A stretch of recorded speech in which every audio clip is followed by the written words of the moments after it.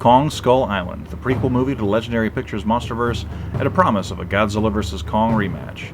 So, first things first, I want to give a shout out to David Brown, a recent new subscriber who requested this particular movie. I would have done the shout out in the last video, but honestly I was already working on King of the Monsters, so it just didn't feel honest to do it in that one. So, here we are. Thank you, David, for your subscription. This one's for you.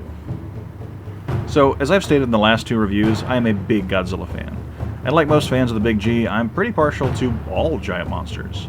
Now, King Kong is the granddaddy of all giant monster movies, and he may not be the biggest, he may not be the most powerful, or even most popular, but he is certainly the oldest. Originating in the 1933 original film, and remade more times than, well, I care to count, King Kong has been in and out of popularity for many years, and sadly, as much as I love the Peter Jackson remake, honestly, none of them really picked up in the way that most studios would have liked. And unfortunately, that's often comes back to the foray into Japanese films where he met the giant monster from the East, Godzilla. Since then, people often think of this interaction when Kong comes to mind.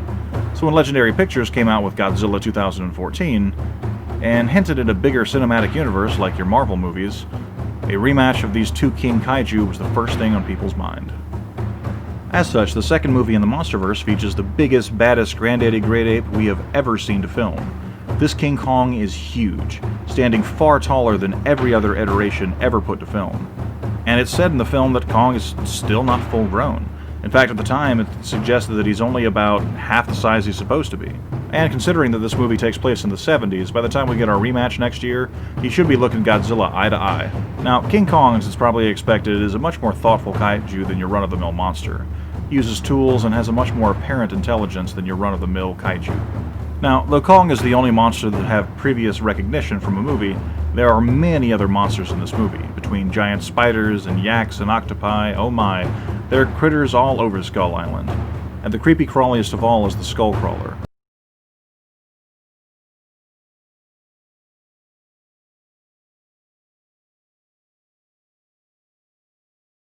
A large bipedal monster that takes the role of a big bad in this movie. There's more than one, but there's a really big one that Kong has a showdown at the end of the movie, and it is absolutely awesome. And one of the best parts about this movie is that it's incredibly well lit, which is understandable considering the large majority of the movie takes place during the daytime. In fact, the entire movie seems to be a lot more action-oriented than other films. It's kind of nice, actually. It seems that the tone of this movie was intended to be more action and monster-oriented, and it's very welcome.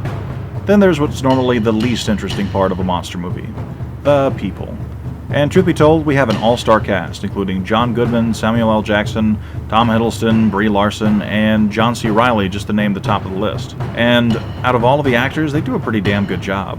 Like the movie that comes after it with King of the Monsters, the plot of this is nuttier than squirrel poop. But it's damn interesting. The whole movie is pretty ludicrous, and the straightforward plot just getting us to the monsters is uncomplicated and unique. It's just straight to the point. It's kind of awesome. It leaves no time for the monster mayhem to ensue, just the way I like it. So, all in all, this movie is pretty damn entertaining. And honestly, for my money, it's better than the 2014 Godzilla.